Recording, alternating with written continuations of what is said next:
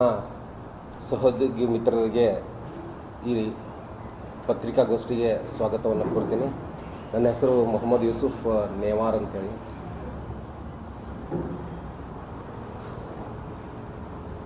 ಇವತ್ತಿನ ಪ್ರಮುಖ ಪತ್ರಿಕಾಗೋಷ್ಠಿಯ ಪ್ರಮುಖ ವಿಷಯ ಏನಂತಂದರೆ,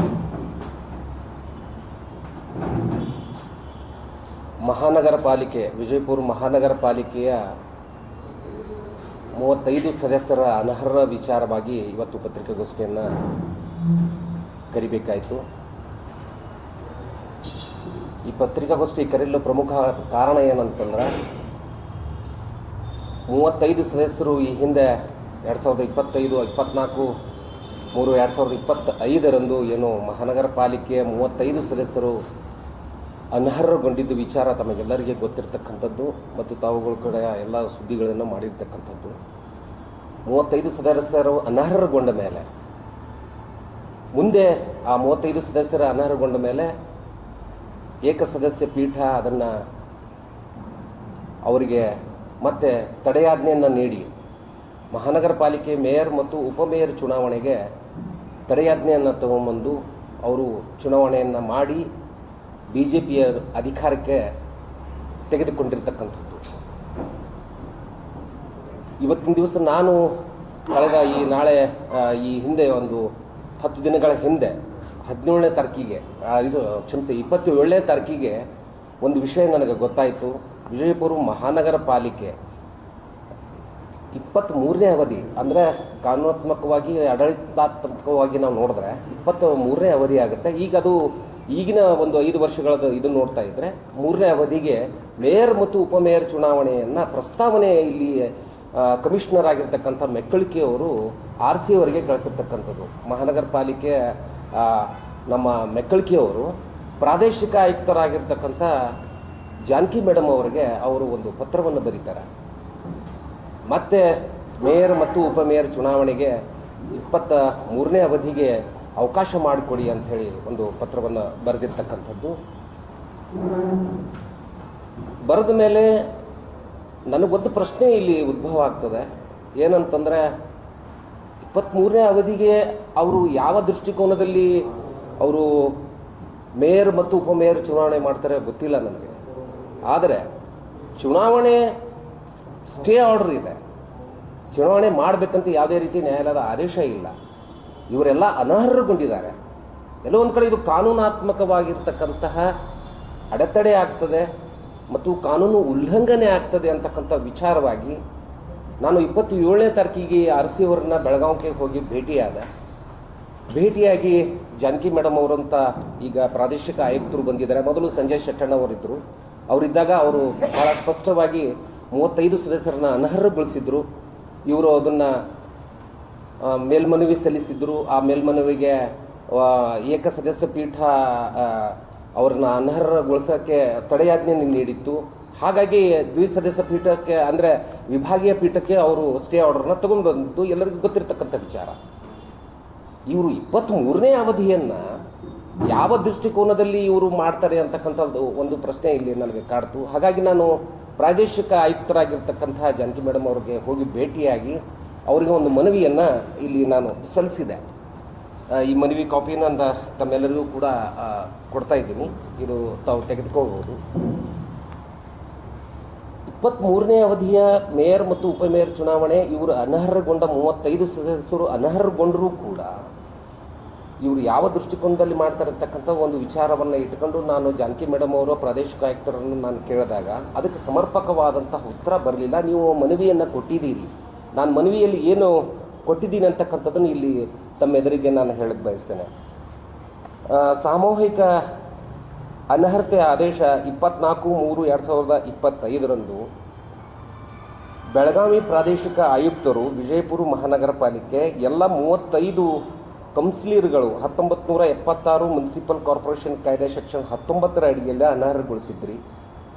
3/2/2025 ಕರ್ನಾಟಕ ಹೈಕೋರ್ಟ್ ಕೇಸ್ ಸಂಖ್ಯೆ 20360/2024 ಮತ್ತು WP ಸಂಖ್ಯೆ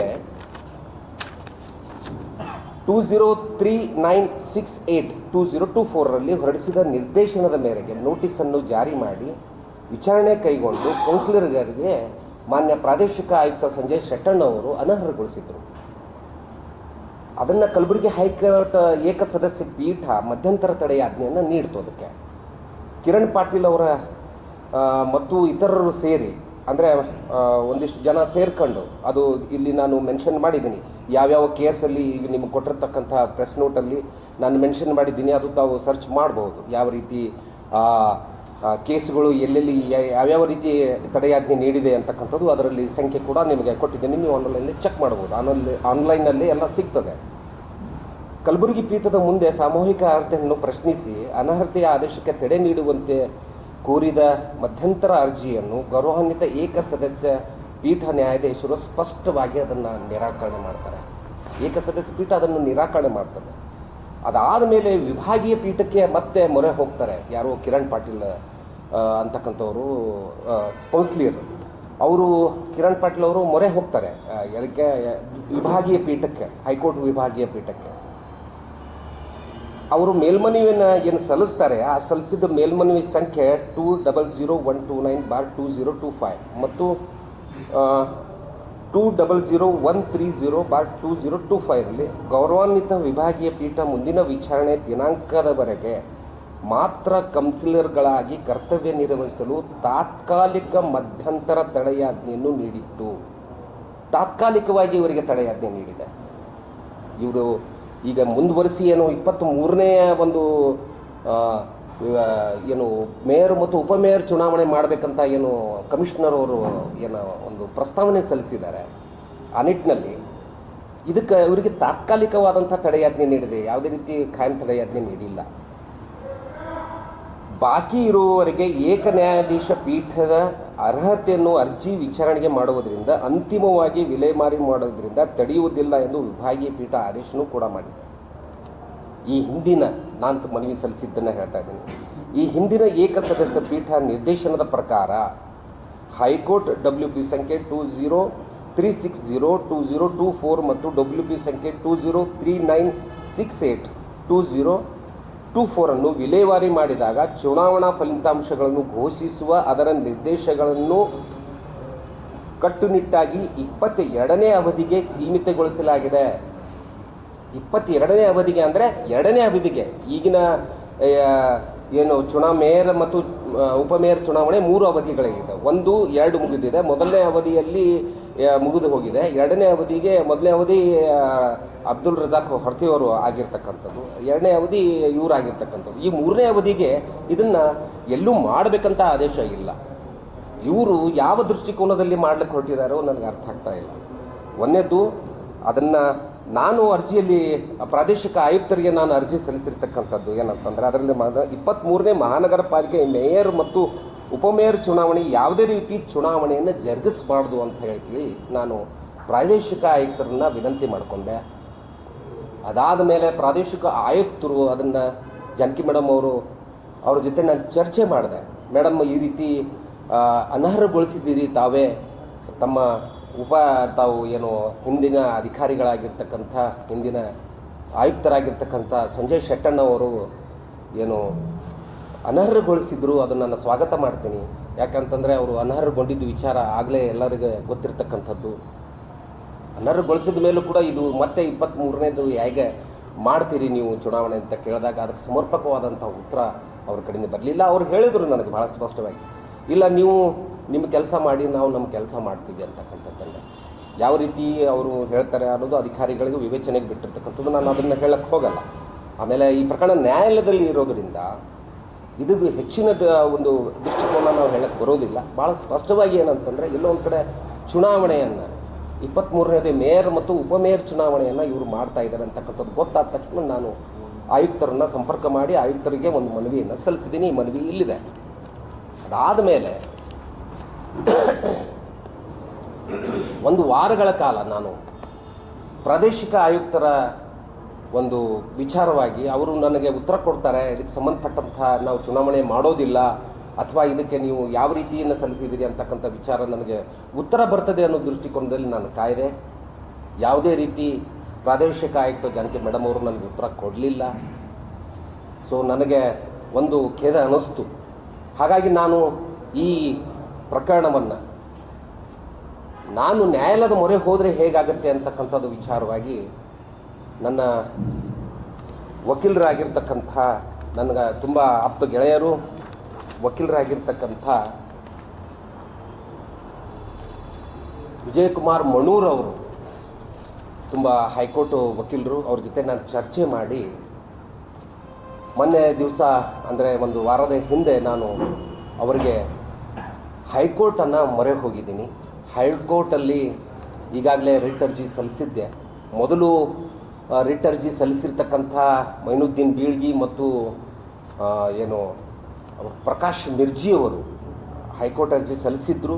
ಈ ಹೈಕೋರ್ಟ್ ಅರ್ಜಿ ಸಲ್ಲಿಸಿದ ಮೇಲೆ ಇದು ವಿಳಂಬ ನೀತಿಯನ್ನು ನನಗೆ ಎಲ್ಲೋ ಒಂದು ಕಡೆ ಇಲ್ಲಿ ಏನು ಆಗಿದೆ, ಏನು ನಡೀತಾ ಇದೆ ಅಂತಕ್ಕಂಥ ಕುರಿತಾಗಿ ನನಗೆ ಸಂಶಯ ಮೂಡತೊಡಗಿತ್ತು. ಆ ನಿಟ್ಟಿನಲ್ಲಿ ನಾನು ಪ್ರಾದೇಶಿಕ ಆಯುಕ್ತರನ್ನ ಭೇಟಿ ಮಾಡಿದಾಗ ಎಲ್ಲೋ ಒಂದು ಕಡೆ ಸರ್ಕಾರದ ಈ ಒಂದು ಕೇಸಿಗೆ ಸಂಬಂಧಪಟ್ಟಂಗೆ ಸರ್ಕಾರ ಯಾಕೆ ಮುಂದಾಲೋಚನೆ ಮಾಡಿ ಅಥವಾ ಸರ್ಕಾರ ಇದಕ್ಕೆ ಇಂಟ್ರೆಸ್ಟ್ ಯಾಕೆ ತೆಗೆದುಕೊಳ್ತಾ ಇಲ್ಲ ಅನ್ನೋದು ನನಗೆ ಪ್ರಶ್ನೆ ಆಗುತ್ತೆ. ಮತ್ತು ಸಾರ್ವಜನಿಕರು ಕೂಡ ಇದು ಈ ಅನರ್ಹಗೊಂಡ ಮೇಲೂ ಕೂಡ ಇವರು ಹೇಗೆ ಅಧಿಕಾರವನ್ನು ಮಾಡ್ತಾರೆ ಅಂತಕ್ಕಂಥ ವಿಚಾರವಾಗಿ ಇದು ಚರ್ಚೆಗೆ ಗ್ರಾಸವಾಗಿತ್ತು.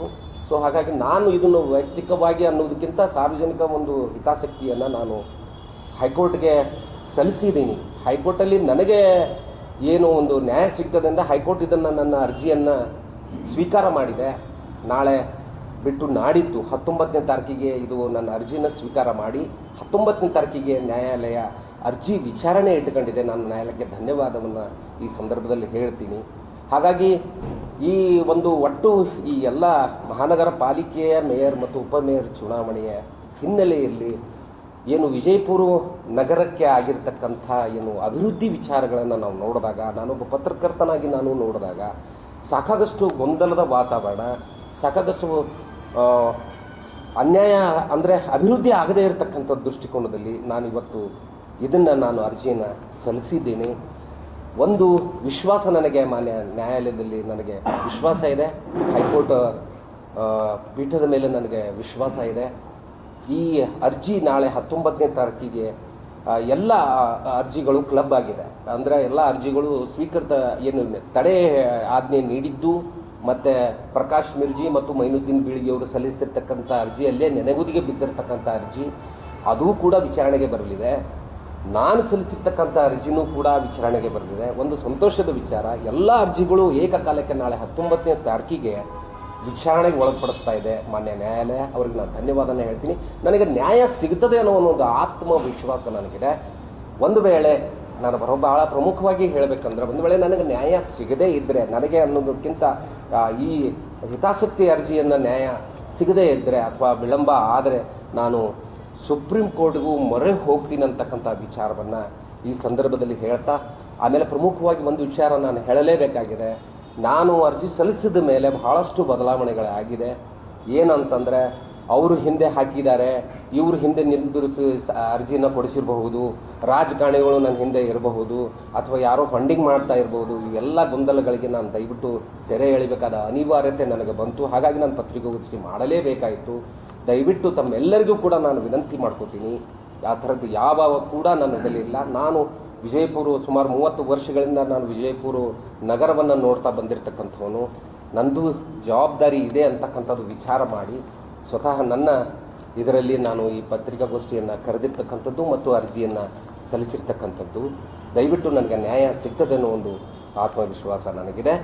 ಇದು ಯಾವುದೇ ಕಾರಣಕ್ಕೂ ಚುನಾವಣೆ ಜರುಗಬಾರ್ದು, ಯಾವುದೇ ಕಾರಣಕ್ಕೂ ಎಲ್ಲ ವಿಜಯಪುರ ಮಹಾನಗರ ಪಾಲಿಕೆಗೆ ನ್ಯಾಯ ಸಿಗ್ತದೆ ಅಂತಕ್ಕಂಥದ್ದು ನನಗೆ ಒಂದು ವಿಶ್ವಾಸ. ಆಲ್ರೆಡಿ ಸ್ಟೇ ಇದೆ.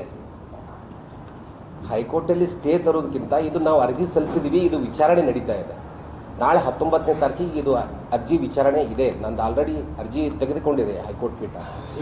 ನಾನೇ ಅರ್ಜಿ ಹಾಕಿದ್ದೀನಿ. ಇಲ್ಲಿದೆ ನನ್ನ ಅರ್ಜಿ ಕಳಿಸಿರ್ತಕ್ಕಂಥದ್ದು.